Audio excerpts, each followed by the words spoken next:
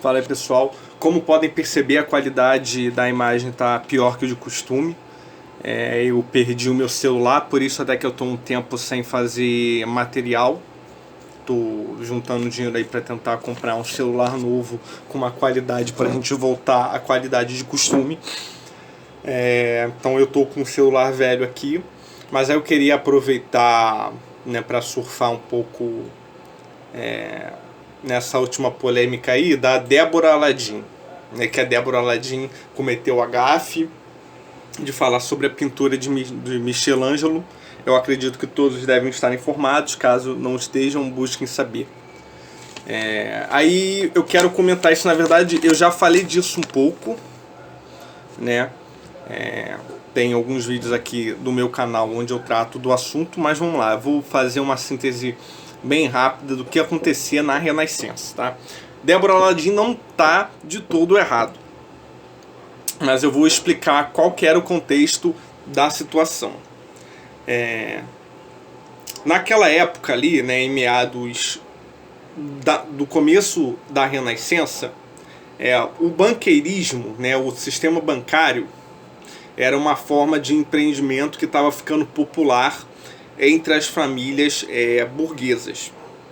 Então, né, por exemplo, muitas famílias ali que disputavam poder econômico entre si, como os Médici, a família Borgia, a família Ponzi, Pazzi e outras, elas não eram estritamente bancárias, elas tinham outros empreendimentos, mas estavam começando a disputar o negócio bancário. Só que qual era o problema? A Igreja Católica, né, ali ainda no começo da Renascença, ainda condenava a usura. Então, como a Igreja Católica condenava a usura, o negócio bancário estava sendo muito asfixiado. Então, a Igreja Católica, naquele momento, era um estorvo para essa burguesia renascentista que queria investir em banqueirismo. Entende? Então foi por causa de um atrito de interesse burguês econômico entre essa burguesia e a Igreja Católica que ocorreu um movimento separatista muito forte, né? Por exemplo, a República de Florença tendo sido a primeira república italiana, né, com um movimento ali separatista basicamente comandado pela família Médici, entendeu? Por quê? Porque todos os reinados, né, toda a estrutura política de reinados, certo, eram reinados católicos que eram dependentes financeiros e políticos, né, da sede de Roma. Roma tinha um poder de decisão política e econômica, onde, por exemplo, ela poderia embargar, né, fazer embargos, fazer pressão com os outros reinados para excluir aquele reinado do comércio e etc. Então, como essas famílias burguesas estavam querendo maior independência, né, queriam enriquecer mais, e a igreja era um estorvo para essas famílias, começaram a ter movimentos separatistas. Tipo, olha só, se você quer embargar a gente, se você quer fazer a gente perder a adesão dos outros reinados, caguei, a gente vai virar uma república mesmo e a gente começa a se virar. E aí teve ali as repúblicas italianas, como a República de Florença, certo? Só que acontece o seguinte,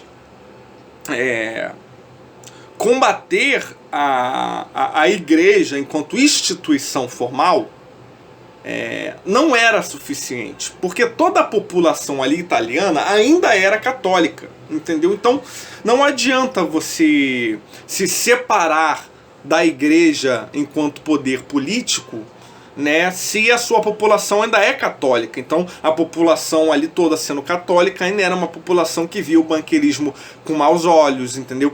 Era uma população extremamente contra a agiotagem, extremamente contra usura, né, que tinha os valores católicos muito fortes. Então isso ainda asfixiaria um pouco o crescimento dos negócios bancários. Então, o que essas famílias burguesas fizeram? Olha, para a gente conseguir enriquecer, né, para a gente conseguir expandir os nossos negócios, a gente vai ter que trazer uma cultura exógena para combater a cultura católica. Entendeu? Então a Renascença, né? Por que a Renascença é conhecida como um período de renovação cultural, que trouxe o hermetismo de volta, que trouxe culturas helênicas de volta, que trouxe, por exemplo, o hedonismo e o espírito dionisíaco de volta, certo? Não é porque aquela população era hedonista, entendeu? Era a burguesia que estava financiando artistas para produzirem obras de artes hedonistas, entendeu? Para importar essa cultura, ou seja, para trazer uma cultura exógena de forma forçada, para tentar começar a fazer uma engenharia cultural naquela população. Então, certo, os Médici chegavam para alguns artistas e falavam: olha só, vocês vão receber tanto para fazer pintura retratando homossexuais, para fazer pinturas retratando surubas, ou retratando algumas coisas assim que causariam um escândalo, e que ao longo do tempo afastariam a cultura católica do local, entendeu? Então, ou seja, era um projeto de engenharia cultural, muito simples, né? Algo diferente do que a gente vê hoje? Não, né? Nada diferente. Então, por isso que você tinha tantas pinturas ali naquela época, com beijos homossexuais, pinturas eróticas, com surubas, com demônios ou com deuses pagãos e etc. Entendeu? O erro da Débora Ladim é supor que aquilo ali era naturalizado. Entendeu? Você pegar as obras de artes renascentistas para supor que a cultura renascentista, que aquela população inteiramente era hedonista, para poder fazer esse argumento esquerdista de que, olha só, o homossexualismo já foi cultura natural em alguns lugares, etc. Não era natural, era exógeno, entendeu? Era financiado por uma classe minúscula de burgueses que estavam tentando combater a cultura católica, certo? E assim, não foram vitoriosos, não deu certo, certo? Tanto não deu certo que, percebendo que não conseguiriam combater a Igreja Católica assim, porque a população era hegemonicamente conservadora e não ia mudar, não ia aceitar a força, não ia mudar os seus valores com uma importação de cultura exógena, o que os Médici e os Borgia tiveram que fazer? Olha, se a gente não consegue combater a Igreja Católica, a gente vai se infiltrar nela. Entendeu? Tanto que aí eles compraram uns cargos eclesiásticos, tivemos até papas Borgia, papas Médici, etc. Entendeu? Ou seja, eles não conseguiram vencer a Igreja Católica, não conseguiram combater a Igreja Católica, e aí tiveram que apelar para tentar se infiltrar nela, para mudar ela por dentro. E pasme, também não funcionou, porque inclusive alguns protestantes usam isso, né? Usam esse fato histórico para falar que a Igreja de Roma é a prostituta do Apocalipse, etc., porque nós tivemos papas de Médici, papas Borgia, né? Ou seja, nós tivemos aí famílias associadas a sociedades secretas esotéricas dentro da igreja comprando cargo para falar que a igreja portanto é corrupta, etc. Mas nós católicos, nós usamos esse fato pro oposto. Na verdade, esse fato prova o quanto a igreja é santa, porque veja, famílias, certo, hedonistas que queriam acabar com a igreja por dentro, chegaram ao ponto de comprar cargo eclesiástico para entrar na igreja, e mesmo assim não conseguiram mudar nada do cânone da igreja, entendeu? Chegaram lá os Borgia no papado, chegaram os Médici no papado, e o que eles fizeram com o cânone da igreja? Nada, entendeu? Eles não mudaram absolutamente nada, não tiveram nenhuma pronúncia ex-cátedra que mudasse o cânone da igreja. Então, pra gente, isso só demonstra o quanto a graça do Espírito Santo cuida da sua igreja. Mesmo quando ela é infiltrada pelas piores sociedades, os seus valores não mudam. Você tem algum bispo, você tem algum padre, você teve algum papa que individualmente foi hedonista, certo? É verdade que alguns desses papas Médici, alguns papas Borgias, né, passaram pelos piores escândalos, faziam surubas, né, tinham relacionamentos homossexuais, etc. Agora você pensa, mesmo um papa que era homossexual, desviava dinheiro da igreja e fazia suruba, mesmo esse papa não foi capaz de fazer algum pronunciamento ex-cátedra a ponto de mudar o cânone da igreja para forçar a igreja a passar a naturalizar o hedonismo e o homossexualismo, entendeu? Então, quer dizer, a graça do Espírito é tão forte que ele faz com que, mesmo a igreja sendo infiltrada, a devassidão particular daquele indivíduo, certo? Se torna exógena ao cargo eclesiástico que ele ocupa, de forma tal que a devassidão do sujeito que está ocupando o cargo de papa não interfere em nenhum juízo dele enquanto papa para o cânone da igreja. Entendeu? É um milagre, não é? Ou seja, foi um milagre histórico a igreja ter sido infiltrada por gente devassa, por gente maçom, por gente de sociedade esotérica, e mesmo assim o seu cânone não ter sido corruptivo. Isso é um milagre, isso, entendeu? Isso é em si uma prova de milagre. Então, enfim, era isso que acontecia ali. Então, sobre Michelangelo, é fato, Michelangelo ele era pagão, certo?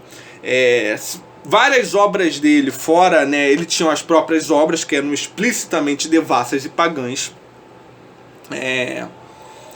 Ou seja, motivo tal pelo qual a igreja quis pagar a ele para ele fazer as obras de arte da igreja, eu não sei, entendeu? Foi realmente uma inocência da igreja falar, vamos pegar o melhor artista que tem, né, para fazer as nossas obras, entendeu? Então chegaram lá pro Michelangelo e falaram, Michelangelo, você é o maior artista que tem, suas obras são conhecidíssimas, então a gente vai pagar para você, mas você vai fazer uma obra para a igreja. Então a sua obra para a igreja tem que ser uma obra sacra, você vai fazer a pintura assim, assim, assim, entendeu? A igreja cometeu aí, né, essa inocência. E, gente, como é normal, né? Por exemplo, você vai levantar uma igreja, né, não tem muito sentido você querer fazer uma burocracia para restringir a mão de obra a ser uma mão de obra puramente católica, né? Então, tipo assim, a gente vai montar,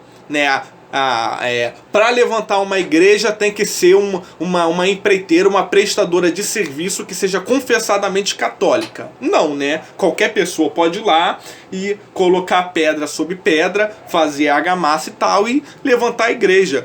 Tanto faz se quem levantou a igreja era católico ou não. Então, essa era a questão ali. Eles pegaram, entendeu? Você quer fazer uma obra sacra, você vai contratar um artista bom, falar o que você quer, entendeu? E ele vai pintar uma obra sacra, sendo ele católico ou não. Entendeu? Tanto faz. Então esse era o pensamento ali. Só que ela foi inocente, porque Michelangelo, de fato, ele se aproveitou disso.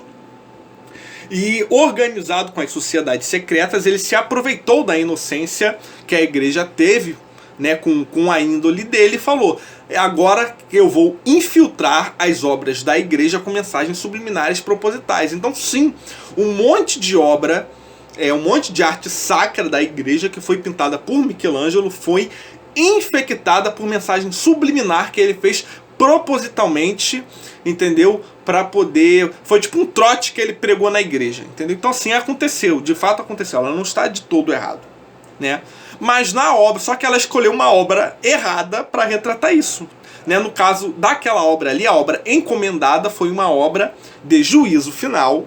Então, os beijos homossexuais representados na obra representam os homossexuais condenados, entendeu? Tudo que está na obra é a condenação. Então, por isso que você tem beijos homossexuais naquela obra, porque são os homens condenados, entendeu? Então, de tantas obras com mensagem subliminar que ela podia pegar de Michelangelo, ela pegou a única que, na verdade, acabou coadunando exatamente com o que a igreja queria propositadamente retratar. Então, assim, ela tentou falar de um fato histórico, mas foi burra, né? E ainda foi desonesto em tentar supor que, porque tinham vários artistas como Michelangelo e porque as obras de artes renascentistas eram hedonistas, para tentar falar que o homossexualismo era naturalizado na Renascença. Não é verdade, não era, entendeu? Era uma classe minúscula de burgueses que estavam financiando a arte secular para tentar combater a igreja. E não conseguiu, porque toda a população era conservadora e hegemonicamente católica, entendeu? Eu vou fazer um vídeo depois aprofundando isso muito mais sobre o tema a homossexualidade na antiguidade, para a gente desmascarar esse mito de que a homossexualidade era naturalizada na Grécia, era naturalizada no Império Romano e etc. Entendeu? Nós vamos desmentir tudo isso. Então esse vídeo aqui ele é só uma palhinha do que está por vir, beleza? Salve Cristo Rei!